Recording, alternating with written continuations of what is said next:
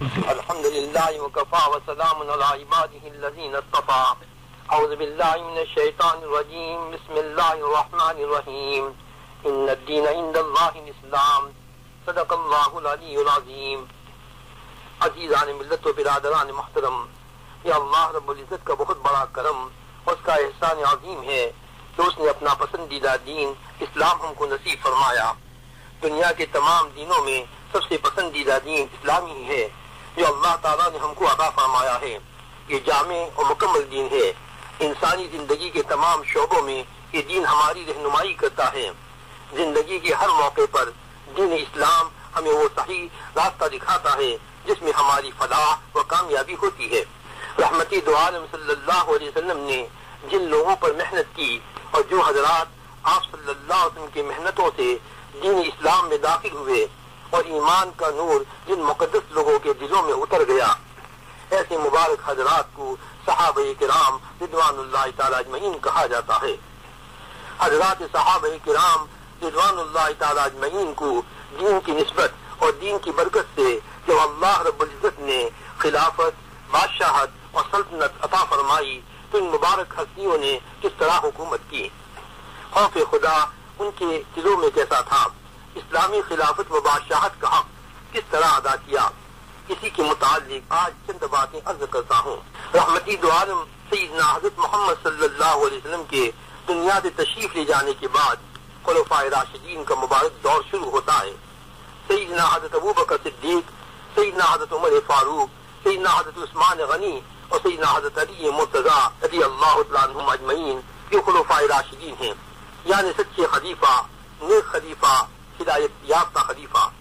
خلفائے راشدین کے مبارک دور میں قوم و ملت کا جو مال و دولت وہ انسانوں کی گھاڑی کمائیوں کا جو روپیہ، چاہے وہ نقد روپیوں کی شکل میں ہو یا غلہ و اناج کی شکل میں ہو، جب یہ چیزیں خلیفہ وقت کے خزانوں میں داخل ہوتی ہیں جس کو اسلامی اصطلاح میں بیت المال کہتے ہیں.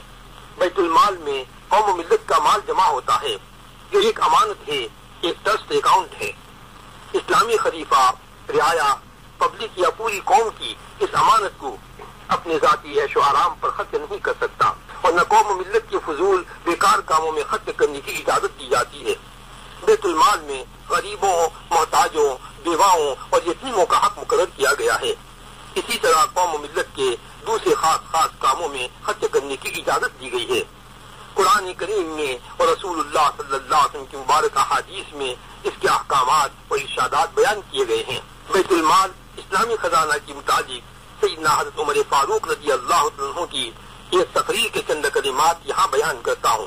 حضرت عمر فاروق رضی اللہ عنہ نے خلیفہ بننے کے بعد ایک مرتبہ فرمایا کہ میں بیت المال کے سلسلے میں 3 باتوں کے سوا کسی چیز کو صحیح اور درست نہیں سمجھتا. پہلا، لوگوں سے مال حق کے ساتھ لیا جائے، یعنی ظلم کر کے لوگوں سے مال نہ دیا جائے. دوسرا، حق کے ساتھ دیا جائے، یعنی جس کو دینا حق ہے، جس جگہ پر خرچ کرنے یا جہاں دینے کو اسلام نے حکم دیا ہے وہاں دیا جائے. تیسرا، اور باطل سے مال کو روکا جائے، یعنی غلط کاموں، ناجائز جگہوں پر مال کو خرچ کرنے سے روکا جائے. پھر آگے فرماتے ہیں کہ میرا تعلق بیت المال کے مال کے ساتھ وہی ہے جو یتیم کے مال کے ساتھ ہوتا ہے.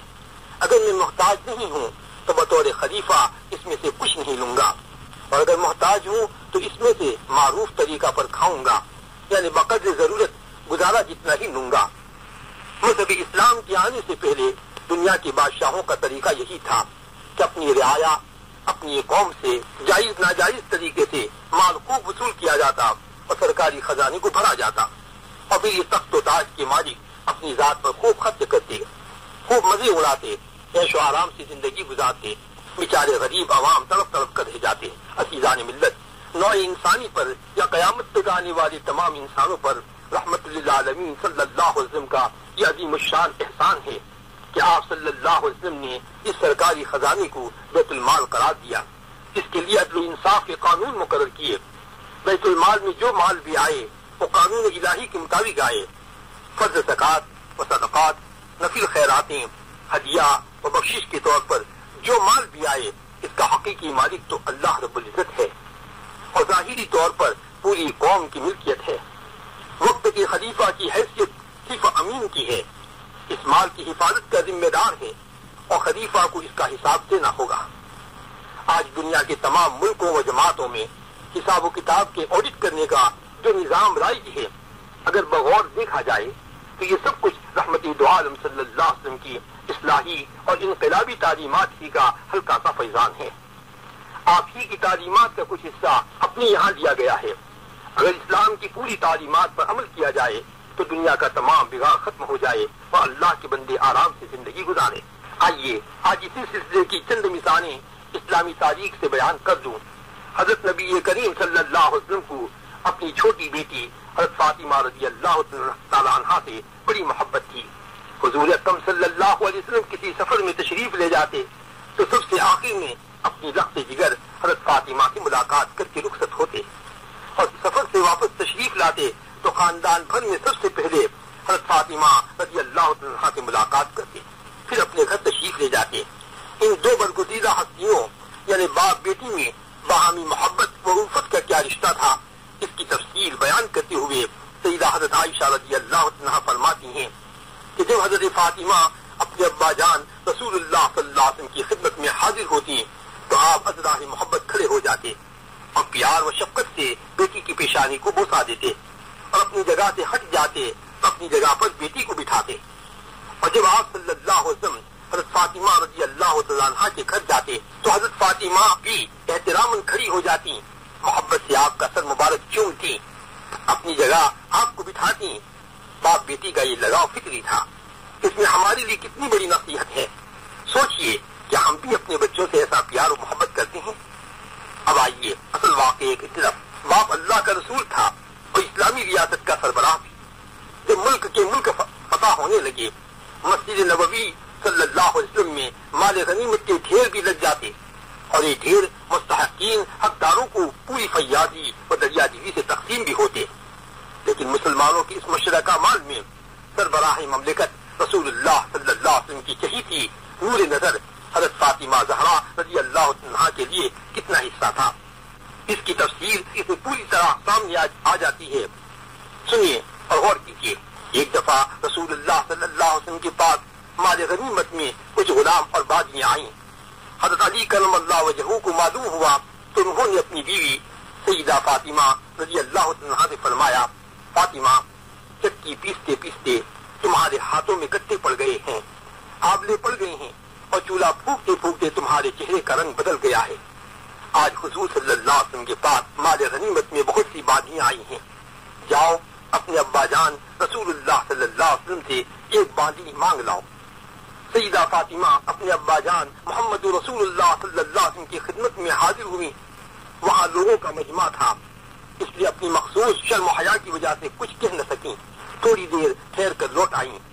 دوسرے دن اللہ کے رسول صلی اللہ علیہ وسلم خود اپنی بیٹی فاطمہ کے گھر تشریف لے گئے اور سیدہ فاطمہ سے پوچھا، اے فاطمہ، کل تم کس غرض کے لیے میرے پاس گئی تھی؟ بیٹی اب بھی شرم کے مارے کچھ بول نہ سکیں۔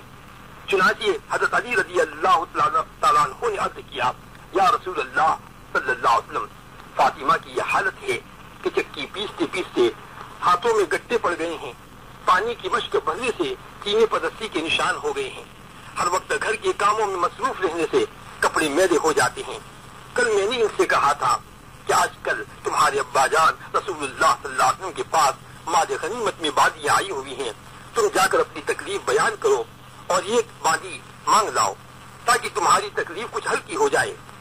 یہی درخواست لے کر یہ کل آپ کی خدمت میں حاضر ہوئی تھی۔ حضرت علی رضی اللہ عنہ کی یہ بات سن کر حاجی عالم صلی اللہ علیہ وسلم نے اپنی بیٹی فاطمہ کو مخاطب کر کے جو تاریخی جملہ ارشاد فرمایا، وہ اسلامی ریاستوں کے حاکموں، عاملوں، وزیروں، گورنروں اور فرما رواؤں کے لیے قیامت تک کے لیے ایک رہنما اصول اور ایک بہترین گائیڈ کی حیثیت اختیار کر رہا ہے۔ ایک بہترین رہنمائی دی گئی ہے جسے اپنا کر معاشرے میں قانونی اور معاشرتی عدل و انصاف کی مثالیں قائم کی جا سکتی ہیں۔ آپ نے اپنی نور نظر رخت جگر بیٹی سے فرمایا، بیٹی فاطمہ، میدان بدر میں شہید ہونے والے شہیدوں کے یتیم بچے تم سے پہلے مدد کے حقدار ہیں۔ ایک دوسری روایت کے مطابق محسن انسانیت صلی اللہ علیہ وسلم نے اس موقع پر اپنی عزیز بیٹی سے یہ بھی فرمایا، بیٹی، ابھی اصحاب صفا کے لیے یعنی اللہ کا دین سیکھنے کے لیے، قرآن کریم کی تعلیم کے لیے دور دراز کا سفر کر کے یہاں جو غریب محتاج ہیں ان کے کھانے پینے کا انتظام کرنا ضروری ہے۔ مالی غنیمت کے یہ زیادہ حقدار ہیں، اس لیے میں اس وقت کچھ مدد نہیں کر سکتا ہوں۔